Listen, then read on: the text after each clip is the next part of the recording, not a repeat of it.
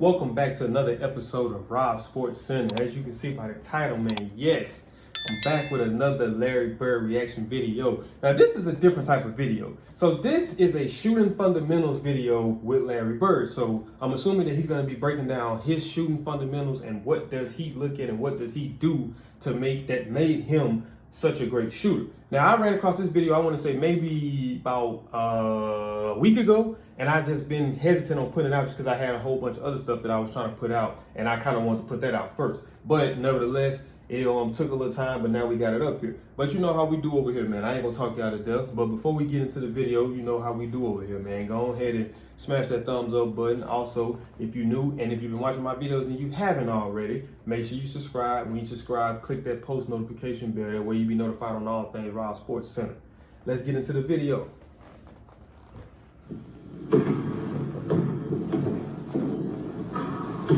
You see, you hear that beautiful noise? You hear that beautiful noise in the open gym? How many times you think that, like in the video, like in the game videos, you can't tell because of the noise. But in the open gym, how many times you think you hear that sound whenever Larry Bird shoots? Nothing but net. I'm talking about crisp, no backboard. Not saying there's nothing wrong with that, but nothing with net. Just go straight through the bottom of the net. That's where it's at. That's the most important part of the game, is putting that ball in a hole. That's where you win. And we have Larry Bird here, the Boston Celtics, one of the premier shooters. But you know how we do over here too. I ain't gonna wait to the end of the video. Comment down below, Team Bird. If you rocking with the Bird reactions, comment down below, Team Bird. If you a Larry Bird fan, comment down below, Team Bird. And if you think that Larry Bird is the greatest player of all time, or one of the greatest players of all time, comment Team Bird. In the history of the game, guarding him, one of the premier guards of the Boston Celtics, Dennis Johnson. Now, Larry, you took that shot on the move. As you're taking the shot, what do you think about? What do you do? Well, there's two things. One's get the feel of the ball, and the most important thing is get your eyes focused on the rim. See, he talks about getting your eyes focused. I'm talking about getting your head up. It's the same thing. So, you know, if you have to jerk your head up to do it, do it. Because I hate to cut him off. I know one of you guys got on me about cutting him off while they're talking. I'm sorry, but like I be telling you, it'd be hard for me to just be quiet, you know, for the most part, or, you know, hold off. But going back to the eye thing, like, this is real talk. Now, for people who, if it's any youngsters out there that's aspiring to be basketball players, that's trying to elevate their game, eyes are a vital part. So we talk about, like Bird said, his main thing is eyes on the basket, right? That was something that I learned from a great pool shooter. He told me, well, I was struggling to make a straight in shot a lot of times. And he was like, the thing with it is like, you want to look through the ball. So if you're looking at putting the ball in the corner pocket, you want to look at the pocket, because whatever you're looking at, 9 times out of 10, that's how your stick is going to line up. And that's the same thing even with basketball, with shooting. You want to look at the rim, because as long as you're looking at it, for the most part, you should have it aimed up. So eyes are a very vital part. he has great peripheral vision. He can stand there like that and see the basket. It's so important. Now also, Larry, what about the backspin, the seams? You think about all of that as you're catching the ball. Yeah, right when I get the ball, first thing I do is get the feel of the ball, get my feet adjusted to the rim, square up, and get my eyes focused on the rim before I release the ball. All right, take another one. Notice the follow through, the hands, the concentration. Well, now we're going to have two guys to give him a little help. We're going to have Robert Parrish of the Boston Celtics set a pick on Dennis Johnson. Rob Sampson of the Houston Rockets will switch on a play. But watch Larry Bird make the play quickly. Watch his head and watch his hands. All right, let's go. Bucket. The most important thing in shooting is that the head must come up before the ball is released. All right, do it again. All right, let's see some action.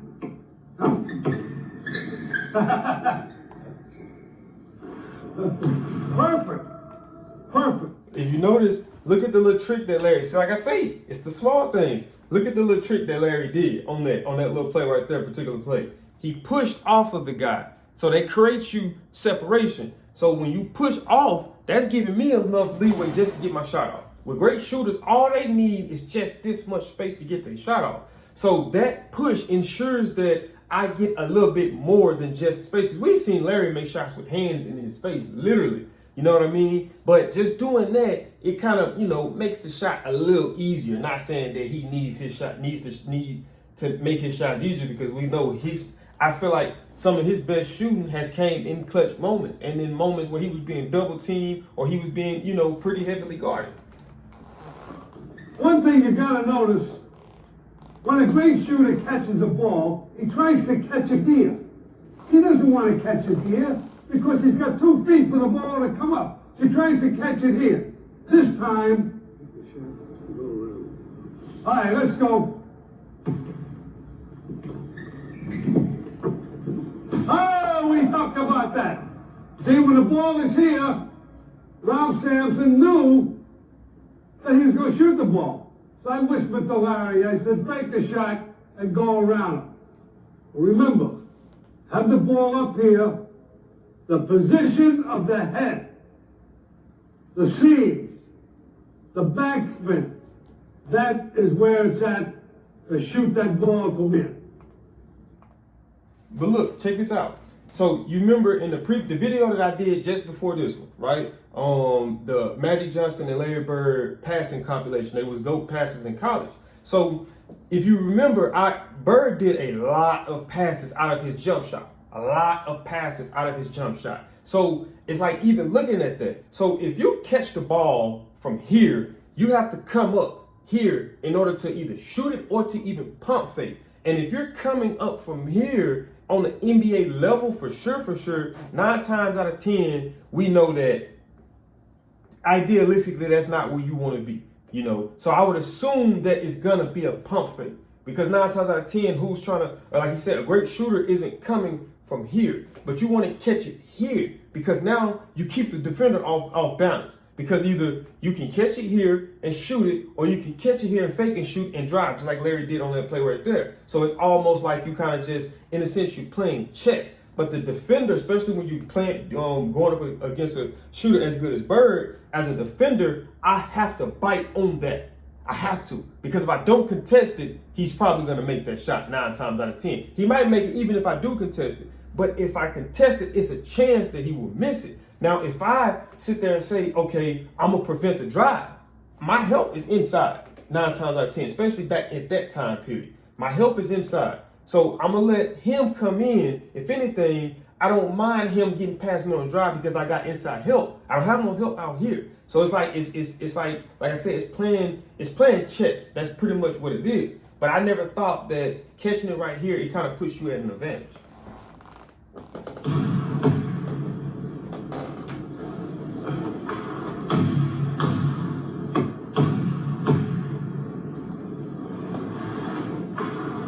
Very good. I can sit there and listen to that all day. Have here Larry Bird. Everybody knows who he is. The Boston Celtics. Retrieving the ball. Dennis Johnson, the premier guard of the Celtics. Now, Larry, you're shooting a free throw. You gotta know that a free throw is a free throw.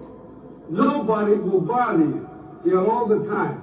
So when you got this time, Larry, to shoot the ball, what goes through your mind? Well, the first thing is to get my eyes focused on the front of the rim. The second thing is to get in the position where I feel most comfortable at. And the third thing is to get my hand situated on the ball, which feels best to me. And usually I use the seams as a guide. The fourth thing is I just get my feet set, get down in a position, follow through with my arm, go up with the All right, now you noticed how he mentioned it, the seams. See, this ball differs from a college basketball because the seams are a little wider. Does that help you? It does, and I feel the ball and getting it situated in my hands a lot better. You notice how Larry said that his knees are bent and then he goes up. He doesn't go through both motions of down and then up. He's already down when he shoots it. Now, the most important thing in shooting a shot of any kind, especially a free throw, he mentioned it. Now, these things don't come by accident. your eye on the basket, the position of the head. Now, Larry, you always grab the seams. If I throw you the ball, automatically he will touch the seams and get it, and get a backspin. Now watch it. Automatically, quickly. Very good. One more time. Watch it. This is what we're talking about. The seams. All right, now, why do you have the backspin? Well, why do people shoot that ball like that? Great shooters. Well, because you want the ball, if it hits the rim, to die. You have the backspin on, you get it up there, and if you hit the rim, it usually just dies right there and bounce around, and you get a better roll out of it. That's why a lot of great shooters hit the rim, it rolls around, fools around, and it drops in. But that... And it's so crazy that I just got done telling you guys a pool analogy. And that same thing, how both of these go hand in glove. The same thing with pool. It's a way that you can make the cue ball roll. It's a way that you can make the cue ball stop. It's a way that you can make the cue ball draw back. It's a way that you can make the cue ball hit and draw, like make a rolling around type deal, like a pivot if you was a boxer type thing. So it's all about ball control, but a lot of people don't correlate that to basketball. I never correlated to basketball, and I grew up playing basketball. But I'm 27 years old, and this is stuff that I'm finding out now in terms of that. But then also, one of the newer age players, some of you may know, you may not know, is Kyrie Irving, and he did, I seen a video where he was speaking about what he done was he got up under the rim and he would just spin the ball off the backboard and just look at the different ways, the different, what we call English in a sense, on how the ball, if you're a pool shooter, on how the ball spins. And you know, when you watch his game and you see how he is able to finesse his way through and swing it off the back, it's, you know, but it comes from practice and it comes from learning the ball. It's the reason why it happened. Now, you notice what he said? Follow through, concentration, position of the head.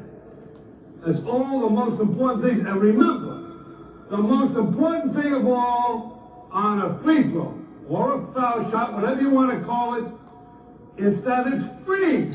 Nobody is bothering you. You got all the time in the world to stand there and let these things go through your mind and get it done.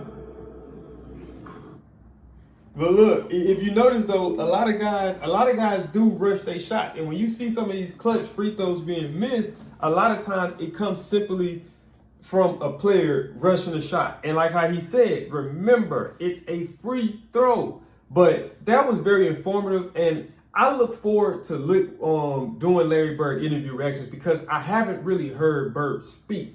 And you know, like just hearing him speak, it's like it lines up with his play, if that makes sense. You know what I mean? So it's like I do look forward to that because I'm always interested in picking greats' minds at what they do because I can correlate that to my life and in some way get to the point to where I want to be, like with my YouTube. Eventually, I want to be a sports analyst, like what you see Stephen A. Skip Bayless and them doing. But I got to start from the bottom. You know what I mean? So it's just I can take some from stuff that he's saying in his interview and apply that to my career. And who knows, in another 2-3 years, you know, you guys might be seeing me on ESPN or something. You know, spectating and commentating on, you know, sports. You know.